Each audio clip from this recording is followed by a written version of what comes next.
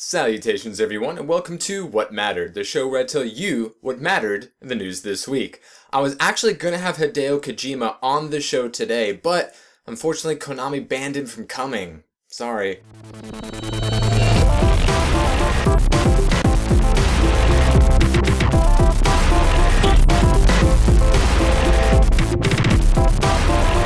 So this week we got another fantastic, highly anticipated movie trailer. We had that little tease on Monday and then a full trailer on Kimmel or Fallon, one of those unfunny people. And we got like the full trailer for Dawn of Justice, which left a lot of people angry, confused, upset.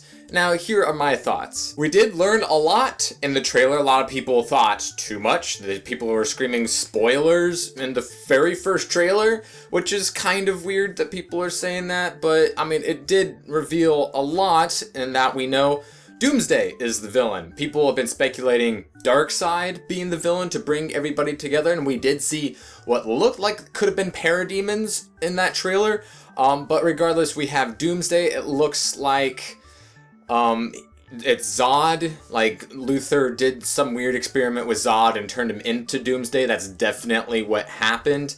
And people are making fun of his look, saying it looks like the Michael Bay Teenage Mutant Ninja Turtles. And granted, his look isn't fantastic. A lot of people pointed out it looked a lot like Zod facially, but he's not as rocky as he should have been. And I agree, too like gelatinous and fleshy. He should look more like Doomsday. Like, that's not a hard character to get right with CG and make look badass. The trailer didn't make me less excited for the movie, but it didn't make me more excited either. Maybe they should have left a lot to leave us anticipating for in the actual movie. They show us Wonder Woman, apparently how she shows up and is introduced to both Supes and Batman, but we still haven't seen Aquaman or Cyborg or The Flash if he's making an appearance. There was like a screenshot of the Aquaman toy, but like we already know what he's supposed to look like because we saw that Unite thing. But regardless, there's still plenty of things we don't know about the film. But, I mean, there are two types of people. People that appreciate it and are going to see the movie, or people that are want to complain and still see the movie. So, we're all going to see the movie, so let's just wait till then. We've seen bad trailers before that misled us. We've seen good trailers before that have misled us. And everything just comes down to the actual film. I'm sure we'll see even more as the movie, ramps up, coming out in just a few months, so we'll be learning more. And speaking of Batman, at the Video Game Awards, we had the worldwide release announcement of a Telltale Batman game coming out next year. Telltale's been doing nothing but fantastic work with the Back to the Future games, the Wolf Among Us, the Fables, the Borderlands, the Game of Thrones, and now we got Batman. So another fantastic IP. People just keep feeding like amazing IPs to Telltale, and they're just like, yeah, got it, nailed it, perfect, did it. It's just really, really good on them and good for us. The Video Game Awards, something that everyone always says like, oh, it was boring and blah, blah, blah. Most people just watch it for like the new announcements and trailers and stuff. For some reason, the most talked about thing was that somebody wasn't there. I think the biggest news out of that was the announcement of Psychonauts 2, because that's like the one game that everyone has wanted a sequel for. That's like on the list of amazing games that should get a sequel. Psychonauts is always number one on those lists. It's a fan favorite. People love Tim Schafer's work. People love Double Fine and everything that they do. And Psychonauts, like as soon as the crowdfunding thing started happening for like sequels and spiritual successors, Psychonauts 2 came to everybody's mind. Even if you haven't played the game, it's just something that has a huge cult following and people want to see a sequel for. And it always seemed like the most anticipated and the one that made the most sense and was the most likely to happen. And it's happening. They are trying to raise $3.3 million through crowdfunding and the other like 7, 8, 9, 10 million through other sources and means.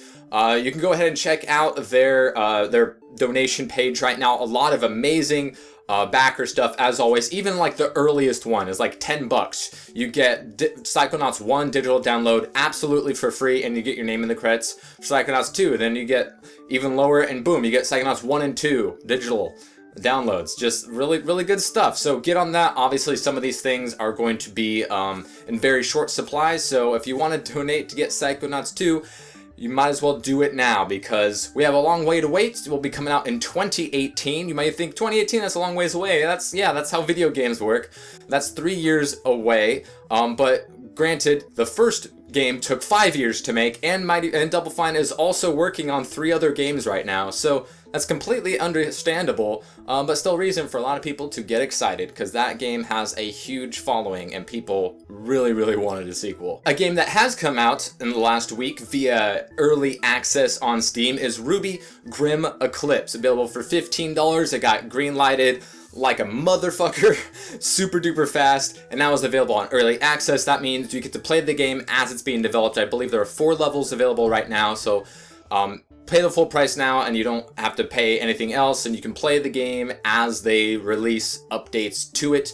Most of the reviews have been very, very positive. The art style and the fighting very, very true to the anime. And yeah, I cannot wait to get a PC so I can actually get a Steam account and start playing RWBY Grimm Eclipse. That's basically what I want to play. And now to talk about a game that has met its end in Super Smash Bros. Project M, the fan-made mod for Brawl, since Brawl didn't meet a lot of people's expectations, so they made it more like Melee, and they've been updating it constantly since, making changes, balances, just out the wazoo, all kinds of awesome, alternative skins and maps and all the characters that people wanted.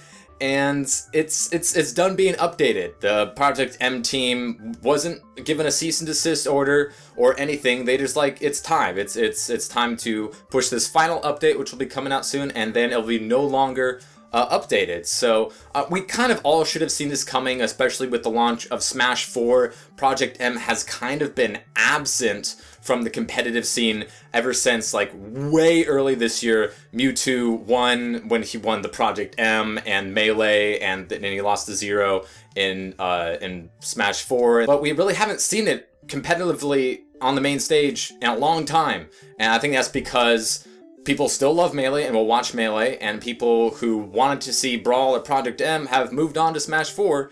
And yeah, a lot of people were upset with the recent updates to Project M, which basically made it just exactly like Melee, which a lot of people really liked. Since we already have Melee, why have a game that's just like it? So some people are disappointed that the game's no longer being supported. We can all understand that. The game had some really awesome ideas, and especially some fantastic skins, which I think the Smash team should have taken. But yeah, it had to end sometime, and we have seen it really fall off the face of the earth this year rather rapidly, and it shouldn't be a surprise. But we salute you, Project M. You were a good idea, but you were not one to last long. Halo 5 will be getting another free update this month. We're having 3 new content every single month for probably a year on this game, much like they did with Halo 4 with all the free Spartan ops missions. So to be expected from 343. And in the Cartographer's Gift, which will be this month's free DLC, we get a new Warzone map, we get a new Arena map, and 30 new REQ packs, which people have been gobbling up. People love the Warzone and all the REQ packs, all the customization. Customization is just a huge thing. No matter what game you play, it's always the biggest thing, even if it's just aesthetic. So yeah. They'll have the biggest, newest Forge mode, in history by a mile. As they say, it's the most ambitious Forge mode that they've ever made. So those updates will be coming forthwith, along with new Warzone and Arena content and REQ packs. And we can expect free DLC every single month for quite some time in the old Halo 5. A fantastic game, getting more free content. That's how you make a game. Owners of the Nathan Drake Uncharted collection will be happy to know that the Uncharted 4 beta is finally out. It actually came out a day early, which was very nice of them to do. So it's out right now, and I think it runs until December 12th. So we have plenty of time to play this multiplayer beta. It's just Team Deathmatch available right now, but there's a lot of new mechanics to the game, including uses of mysticals, which are magical power upgrades based off of various magical objects within the Uncharted universe, between Uncharted 1, 2, 3, Golden Abyss, and one that came from the novels. So A lot of new things to soak up, and of course all the weapons, all the different playable characters that you can be. It's not just Nathan, pretty much anyone else that you can think of is available. Maybe not all of them in the beta, but eventually for the full retail release of the game. So super duper hyped for Uncharted 4, and the multiplayer beta will give us just enough to hold us over until that game finally comes out, because we know Naughty Dog and how they do things, which is always perfect in every aspect of their games. So very, very excited to get onto that multiplayer beta and shoot some people up and use magic on them. Anywho, the Blowfish, that is not just what happened this week, that is what mattered. If you'd like to know what matters in the future, hit the subscribe button. One of these comes out every single Saturday. Hope you all enjoyed. You leave your comments and questions below about anything that I did or did not mention in this week's video. Hope you guys enjoyed, and we'll see you next time.